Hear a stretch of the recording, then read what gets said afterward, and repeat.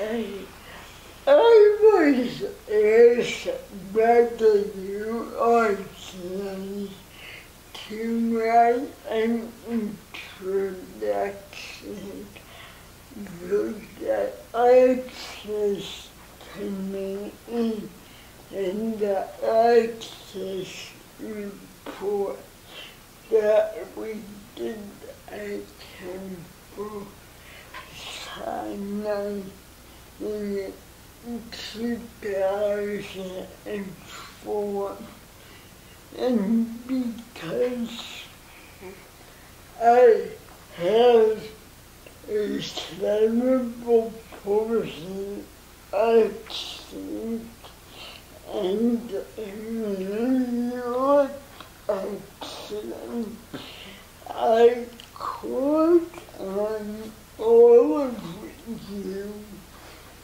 because really access and inclusion are a collaborative effort. So I want your participation. So thank you for coming and being part of this webinar.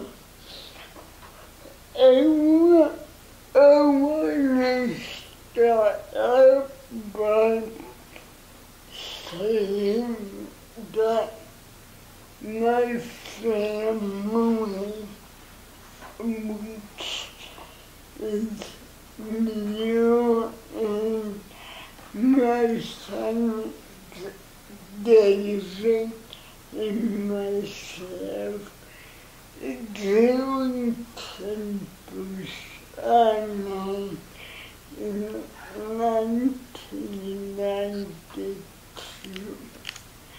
Neil and I have been New York transplants, and we came here back in the 70s, but we never joined at synagogue because we were secular.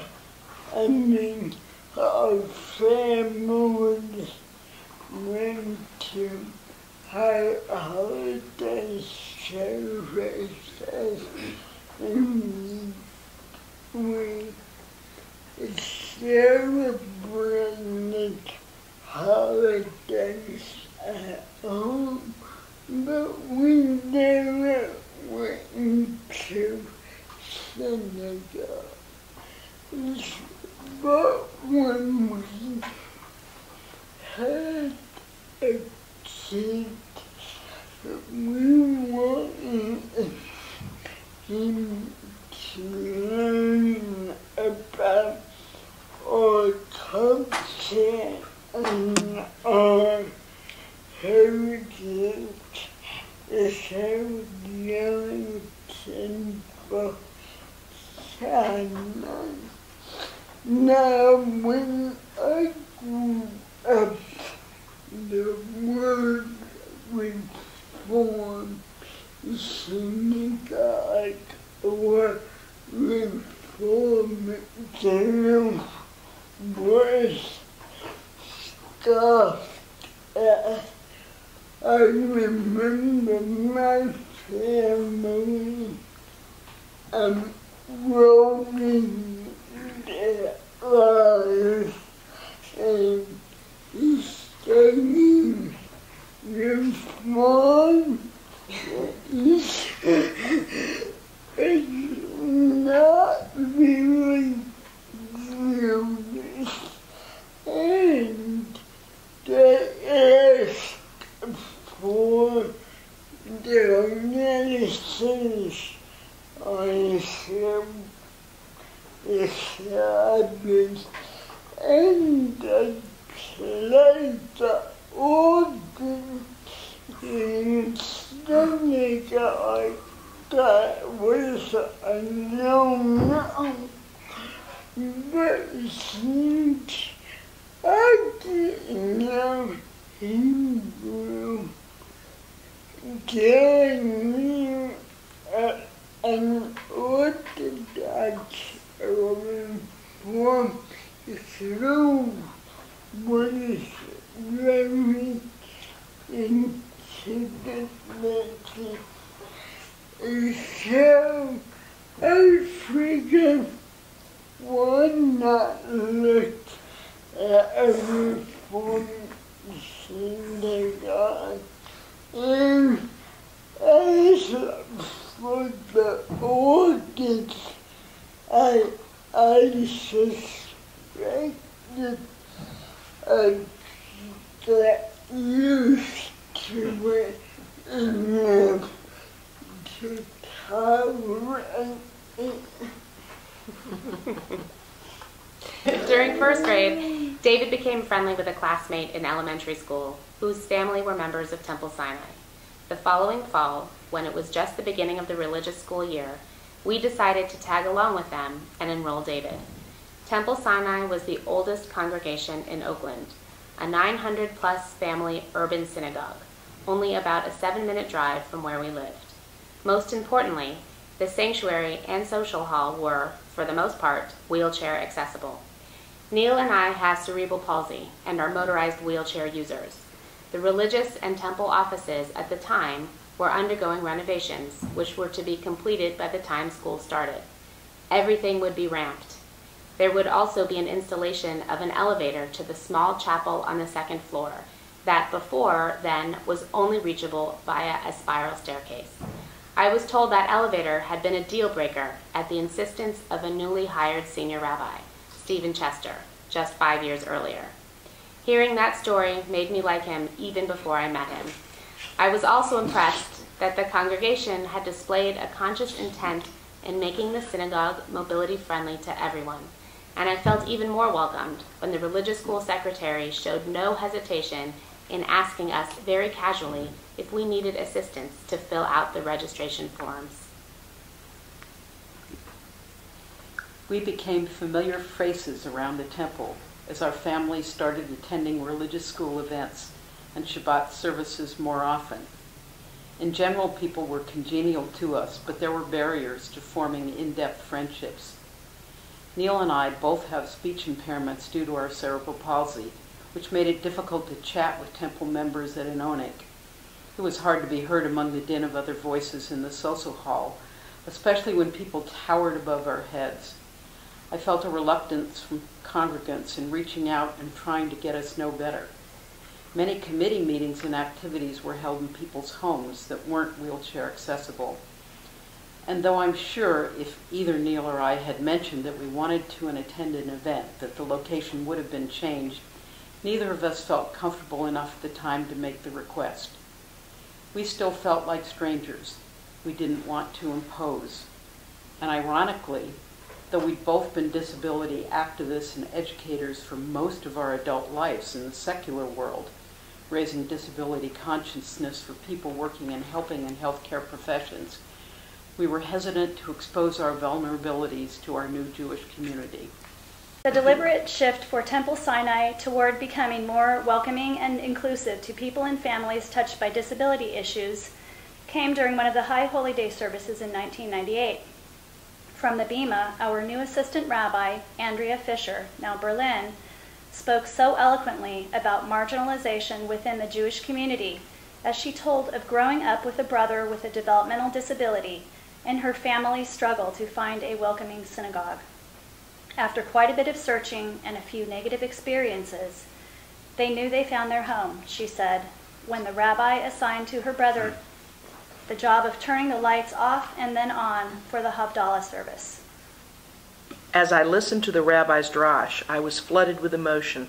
My feelings of loneliness, isolation, and segregation that I'd been experiencing within my Jewish community, mostly unintentional, now had a name: marginalization. It was a relief to have it identified. A few weeks later, when I met with her to raise the question of how to deal with the phenomenon of being marginalized, I learned I hadn't been the only one to ask that question. Like the sounding of the shofar, the rabbi's sermon had sparked a call to take notice. A consciousness began evolving within the congregation, led by the Social Action Committee, hosting a disability awareness panel at our annual Social Action Shabbat. I was asked to speak along with a member of the committee who lived with mental illness. As time went on, Neil and I, as well as other congregants with various types of visible and hidden disabilities, became more active in temple life and more vocal about how to improve both physical and attitudinal access in our synagogue. There was more buy-in from staff, clergy, and lay leadership. The Access Committee was born in January 2003. The Access Committee report, which made recommendations on ways to improve both attitudinal and structural access within the congregation, was approved and accepted by the Temple Sinai Board of Trustees on May 19, 2004. Shortly after, our committee successfully lobbied for the adoption of a bylaw amendment to secure a permanent seat for the chairperson of the Access Committee on the Temple Board, ensuring that issues regarding accessibility and inclusion would always have representation. Most of the physical barriers highlighted in the Access report have been resolved, but the physical barriers are in many ways the easiest barriers to remedy once finances are designated. As the years have progressed, our congregation, which has grown in size to almost 1,000 family units, proves exemplar in valuing the diversity of its congregants and in accommodating the needs of all its members, whether it's a child with a learning disability or an adult who requires reading material printed in a large font. We even found a way to braille Mishkan Tefillah, and one of our congregants volunteered to build an adjustable podium. Through the work of the Access Committee, congregants also have begun to recognize that the issues faced by people with disabilities throughout the world are truly social justice issues: poverty, unemployment, abuse, to name a few. Temple Sinai's vision is not just to create an inclusive and welcoming congregation, but to work toward a more inclusive world. If I didn't mention that I not only consider myself as taking a new 10% has become a central part of my life. I've served on several committees, attended adult education classes, formed meeting friendships with other congregants, and quickly became a mitzvah. I traveled to Israel along with my fellow congregants, and I participate in Shabbat services from time to time, even chanting Torah.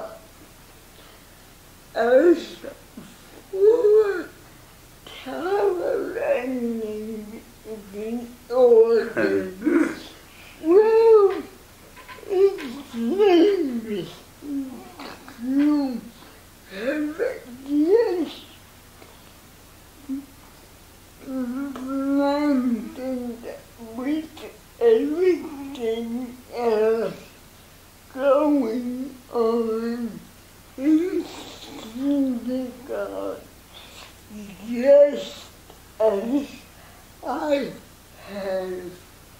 in anything that image of our Savior. Yay!